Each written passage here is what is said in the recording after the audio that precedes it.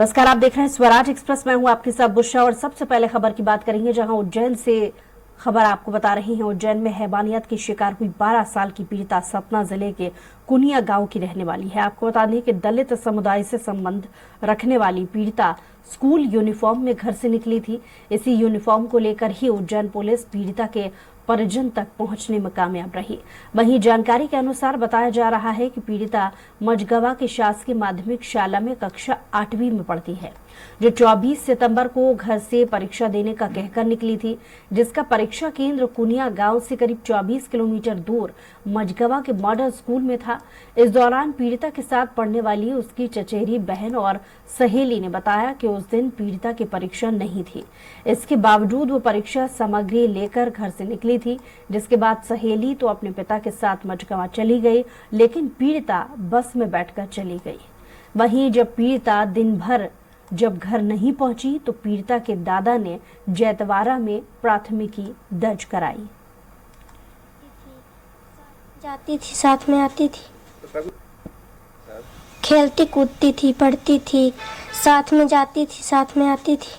तो कभी तुमसे बताया कभी बाहर जाना है मुझे घूमने कहीं? मेरे को नहीं बताया। कभी ऐसी चर्चा नहीं आती थी? नहीं, कि बाहर जाना है घूमने? मेरे को नहीं बताया। वो गई यहाँ से परीक्षा देने गई। अब यहाँ से तो चली गई है, हम तो नहीं जानते। हम तो चले गए भैया के यहाँ काम करने। यहाँ आए तो कहीं चली गई बिटिया, तो हम सोचे कि अब चली तो गावे भैया, लेकिन शायद साथ में सर जी भी हों, तो हम इसलिए हमने कुछ नहीं आगे बढ़ पाए। हाँ, फिर जब नहीं मिली तो फिर चले आए, थाना गए। फिर क्या किया? थाना गए पहले, फिर वहाँ रिपोर्ट वोपोर्ट लिखाए, फिर चले आए लोग। हम लोगों ने भी देखा, इधर उधर पूछा, साथियों से जैतवारा में भी बताया कि देखा हो तो बताओ। नहीं पता चला। ये लोग फिर रात सतना गए, वहाँ रेलवे स्टेशन, बस स्टैंड, सब जगह ढूंढे, नहीं पता चला। दूसरे दिन फिर इन्होंने रिपोर्ट दर्ज करवाई और बेचारे अपनी तरह से पूरा प्रयास किए। आसपास के लोगों से पूछे तो पता चला कि वो लड़की यहाँ पढ़ती थी, बगल में मझगवा गांव है, और वहाँ की लड़कियों को एक मझगवा स्टेशन परीक्षा देने जाना था, तो वो जा रही थी, तो वो लड़की भी उनके साथ जाने का प्रयास कर रही थी।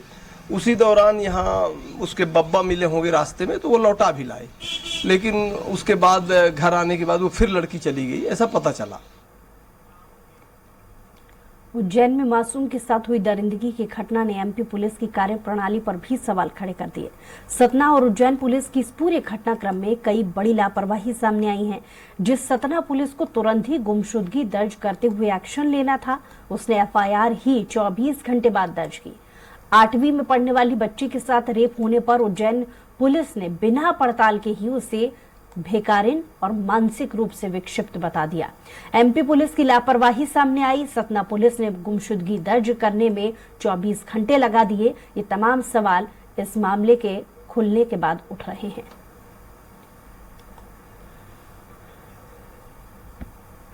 और ज्यादा जानकारी के साथ स्वरा समता कपिल प्यासी हमारे साथ जुड़ गए हैं। कपिल, इस मामले की जो गुत्थी है वो लगभग सुलझ चुकी है, लेकिन जितनी भी जानकारियां अभी तक सामने आई हैं उस पर सवाल उठ रहे हैं कि आखिर पुलिस प्रशासन की एक के बाद एक लापरवाही क्यों हुई, और इसको लेकर और क्या अपडेट आपके पास है कि क्या और पीड़िता से जुड़ी जानकारी आपके पास निकल कर आ पाई है? जी दूसरा जी, मैं आपको बता दूं कि पुलिस की लापरवाही तो सामने आ ही रही है। उसके बब्बा, लड़की के बब्बा ने जब अपहरण का मुकदमा कायम किया, जो लड़की नाबालिग थी, पुलिस अब तत्काल एक्शन मोड में पुलिस आती तो तत्काल वहां जो सीसीटीवी रोड में जैतवारा कुनिया से लेकर पाती, और मैंने वहां लड़की के पिताजी से बात किया। उन्होंने बोला लड़की यहाँ से स्कूल सेंटर जैतवारा से मझगवा, यहाँ से 40 किलोमीटर है, जैतवारा से मझगवा स्टेशन, वहां सेंटर था मॉडल स्कूल के बच्ची का। बच्ची वहां गई पेपर दे, जबकि बच्ची का पेपर है जो उसके पड़ोसी बच्ची है, उसकी फ्रेंड भी लगेगी, उसका पेपर था संडे को 24 तारीख को, मगर बच्ची का नहीं था। बच्ची बस में जा रही थी, रास्ते में उसके बब्बा ने देखा, बस बब्बा से लौट के आई। फिर इसके बाद दफ्ती अपनी पन्नी में लेकर फिर बस में बच्ची निकल गई पेपर देने के लिए। इसके बाद जब बच्ची शाम को घर नहीं आई तो इसके बाद उसके परिजन तलाशना चालू किए। जैतवाड़ा में कई आसपास गांव में रिश्तेदारियों में तलाशना चालू किए। जब और सतना स्टेशन में भी आए, सतना स्टेशन पता किए, नहीं बच्ची को पता चला। फिर से बाद थाना जैतवाड़ा में आके प्राथमिकी दर्ज करवाई और बच्ची हल्का विक्षिप्त टाइप की है। ठीक है, जो लोग वहाँ जी। बताना चाहते हैं।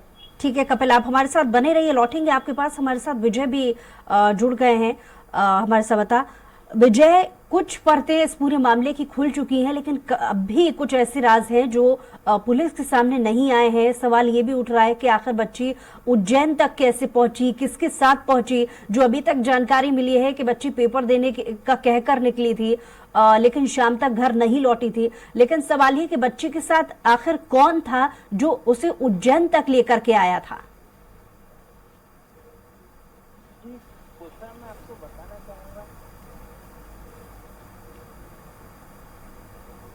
कर रही है, लेकिन ये देखने वाली बात है कि पुलिस आखिर कहां तक पहुंचेगी। मुख्य आरोपी को तो फिलहाल पुलिस ने गिरफ्तार कर लिया है और सारी चीजें हो चुकी है, लेकिन सवाल यहाँ यही उठता है कि रेलवे पुलिस, जैसा कि जीआरपी रेलवे सतना ने भी बताया कि मतलब लड़के को वहाँ देखा गया स्टेशन पे, और साथ ही पुलिस का ये भी कहना है कि बस द्वारा बच्ची उज्जैन पहुंची। तो इन सारे पहलुओं पर पुलिस जांच कर रही बारीकी से और आने वाले समय में और भी चौंकाने वाले खुलासे इस मामले में आ सकते हैं सामने।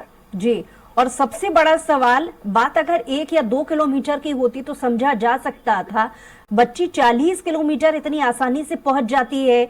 यूं तो मध्य प्रदेश सरकार इस बात को लेकर के दावा करती है कि चप्पे चप्पे पर कैमरे की निगरानी होती है और सुरक्षा को लेकर काफी इंतजाम होते हैं। उज्जैन जैसी जगह जो धार्मिक स्थल है, चप्पे चप्पे पर कैमरे तैनात हैं। 40 किलोमीटर तक किसी भी बस को या किसी एक शख्स को ट्रैक करना बहुत बड़ी बात नहीं है। बड़ा सवाल ये कि 36 घंटे से भी ज्यादा समय हो जाने के बाद भी अभी तक पूरे तौर पर, स्पष्ट तौर पर ये मामला खुलकर के सामने नहीं आया है।